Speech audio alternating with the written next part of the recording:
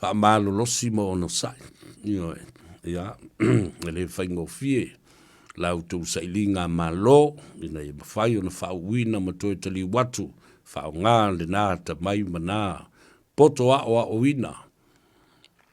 Ewe soani ai i le ati na o le tātou atu nuu, malona ta mao ainga, ma le tūlanga le lei, o tātou tangata uma. Ia le nāla, Mafaufau le lei o tōu ia, le whao ngā ina le lei o le ngangana. Mai, o le sia mea le nei, o le te vatua. Lava pea langa o mai tau wina. Te le umi o tau sanga o tangata nei te tono le mao tafono ma le pāle mene. Le tau te mai tau watu. Mo tai fia pae inga anei tangata. O lo o tu mau ai pea i nā ele ai se alu i luma po le la ai luma po le e tu mau ai nā aleo le nā o le solo muri i tua. Iai di tō finga. Wafo e tau solo mua i tangata nei. Na o upu whaalele, whaalia lia vale ai fōlea. Ai lei ma se mea o se pā upa ue songi ai. Ai sai mafua lea. Mafua i lau tautua. Mafua i lau ngana e whao ngā. E mamā. Ia o lo o taita ia whai ngā māloi. Lea taimi ma lea taimi. E tū la fua i atu se tofi i ate oe. Lea nga e tau valea ai le pāti ma le whai ngā mālo i lau ngana ma lo ngutu. Ana au tō se sila i Samoa. Au tō mai tau wina me nei o te whai atu le tala le nei. So se taimi whatala noa ai nei tangata uma i lunga i. Ele fuatasi, ele ngā uri mongi. Lato uma lava. Ono au tō mai tau lea. Ioe. Se e tasi i le tofinga o le maitau upu, maitau mea, ma le maitau laulu. Ai se i whaalele la ala awari ia, nau tau whaafofonga le iai. E o lava se wholosanga o le vānu nofo o Samoa. E au ngā piu ma se mea tasi. E o iei mafaufonga o tangata nei. I se whaato whaala inga. Se i papae le atunu. Iona mamalu mo ona tūlanga whaalupe e masani ei Samoa. Ngāra kua e mua le Taufaaleaga. E mua le ata sauro ma le tala Taufaaleaga. Ioi. O tō mai tau le mea nā Samoa. Ioi. Mua lava le nā tangata nei whai. So se whatala noanga i lunga o lātou social propaganda media. Dalingo le mea nao le propaganda media. Whaasala wina o mea se matua inga se o whauwhaunga se. Ioi. Ale o tau wale ai Samoa. I le whaatulanga ina o atu nuu o le lalulangi. Nothing to do with the suppression of the freedom of the press in Samoa. It's got to do with the misinformation, disinformation, the fake news that you report over and over again. It's now been translated by artificial intelligence platforms. And it's all around the world. I've seen your face on my propaganda. Maybe Samoa, media la uri.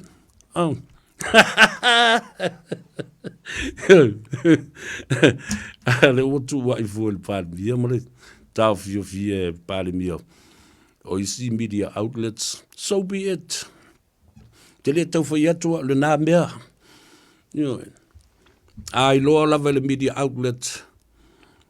Ua sopoloa lana pule I le saulotonga. Matulanga whapena ai whatutua nai. Le tangai ma le sila I ta iala o lo whaongai nai le tātou ngana tū ma le anga I whanua I le vānu nofo. O le ala me whai. Whasifo. Whaingo fie la tō ia o le tau singa o le vānu nofo Samoa. Le vā whatawhata, le awa whatawhata ma le vā tapuia ma lie la wa fionga le pandemia. Teitai o le malo. Wa sasi foi le mātou whaautou tanga, wa avea lo mātou talitonunga, mātou te mālo losi atu, ona o le talitonunga foi, e mālosi atu, le sa le tonga lau tu stala ma lau fasala lau ua fai ai mātou ma vaelo na wha o fai ngā mālo wha temu kalas mātou te wha alalo lalo atu asu atu vai mālui pu enga i lau fionga ua mātou soli le tātou vāna nofo yo ai awha oe lau fionga le li pārmia au maia le tō wha. Le wha utanga e masani o na e sao noa, ia i e le pōpea sinu o leo o mātou o mai. Nā tali o pānmia, tu le mana o tūte o mai e wha ato ese mai, ia tea o ma wha maulalo mai. No mana o. Ina ia o tau manino ma māla malama le lei. E ese ale atu nu ule nei. E mo i eilo o tau sao le tonga. E i fo le sao le tonga le pānmia ma le mālo e tali e tuai. Ai le tātou vānu nofo, le vāta puia, the sacred space that controls and gives us that wonderful feeling of working together. Le vāta puia ma le vāpa ia le nā. Le au mai tātou le vānu nofo le lei, e te loa ai, te le sopo o loa. E loa fo i le nei tū, e ai fōringa mai ua. Māsa e sia kako lau whai pongo, o ngi kūpo le am, ai mali e ia. Ia lau whiong, wai le tā hua mene. Whawhia no a wātua, whāteita inga le leina, and any other media outlet. Whāteita inga le leina nā. Leanga o Samoa, e iai lana tū, ma leanga i whanua, ma le vāta ngata. O lana vāta puia. E fe tausia iai. Ai le tū la la i fuama tū sa sa e ane. Whamai o le mātou o le media, mātou te pule, e le ai se whinaunga, mātou te le manu malo ai. Ele mea le se i whai e ma se awa ma se. Fua i loma, fua i tua. Tātou o mai e lalo, tātou o le atunu pele lele. Ei o tātou te tai, le tātou tā whatolu. Le vāta ngata le nā. O pa ia na le wha le malo, ta oto atu. Pa ia wha le anganu. Pa ia wha le kalesia. Ma pa ia o le tangata lava la tau ia o le tausi mamalu ai nei. Ma le ngā ruenga tā ua lo o tātou whaia nei. O le tau longo longo. Ma momori le tala sao. And that's one thing o lea. O le mea matauti ale nā leo tūlai mai a Samoa. Ua tele le meo le tala pe pelo, fe lau lau ai. Le tala se ua fe lau lau ai. Ia vaila le tala se le na whai nei. Te mai li mongi, ua mai ele mālo, leo muri o moa e whawhanga ai Samoa mo le mamalu o le atunu. Sei au tau sila sida, ele matua wha maurunga ma le pepelo le nei tala ua whai. Ile atunu, tau leanga le malo, le fionga le palemia malana kapeneta. Le tele o tupe o iai pe o nau tau whafonga o ma whasoa ima le fionga le teitei whono. O le lupi whai le astona ina sei mawai atunu. I tau tai o le tua sivi tangaloa Eddie Wilson. Oka, piliona tupe la iai. Foreign Reserve le rale matautia le tele o tupe iai. As if ai le maulolo o le pua Eddie o Eddie mongi ma auto uma ia. O loo fia e wha wau na wha ngā le nā. Propaganda. Fake news. Allegations. And accusations. Sei sila iai. Ai le wha mauni.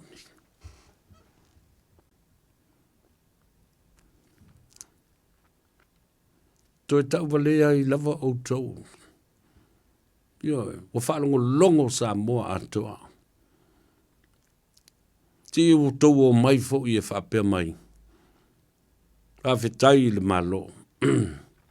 Leo o mau atu nei. Ia o le nai iai ia le.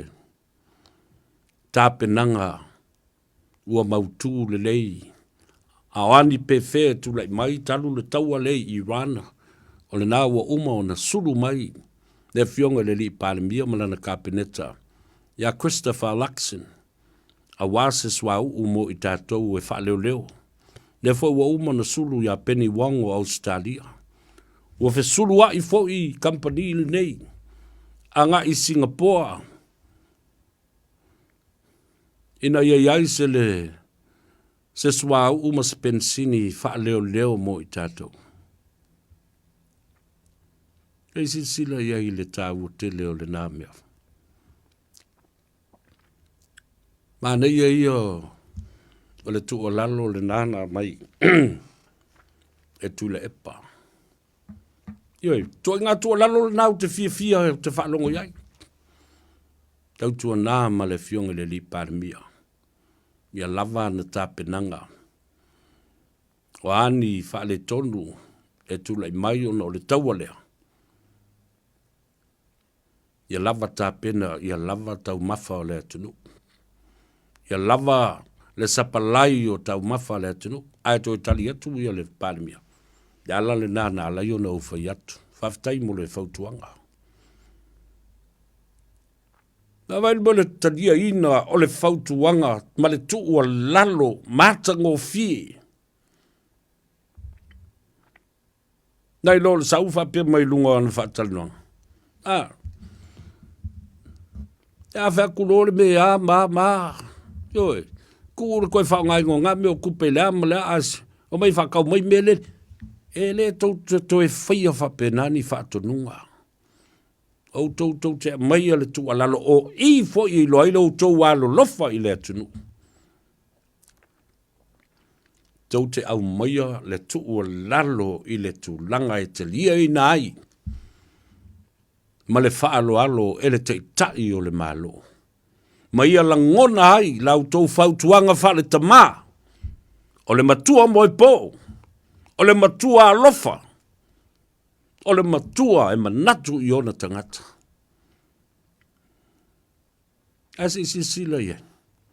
E le au maia le mae ao tu le epa ma utou ia. E li liwa tuai le pale mia. Ma fue fua le atunu. Ma fai masasa i le atunu. Ai leo le atunu. Lea lava. E faa foi ma faa tauteia le lei atu e le paramia. Because why? The Prime Minister is not stupid. He will not take to the EPA and the opposition's bad behavior, intolerant behavior, to punish the country and to punish people that supported HRPP. Can't you think of that? Ele au maia, le mai ao la wali ia.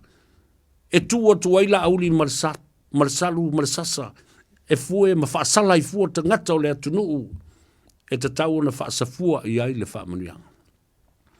Ele whaia o tau, ai ti ngā ina i fua le atunu.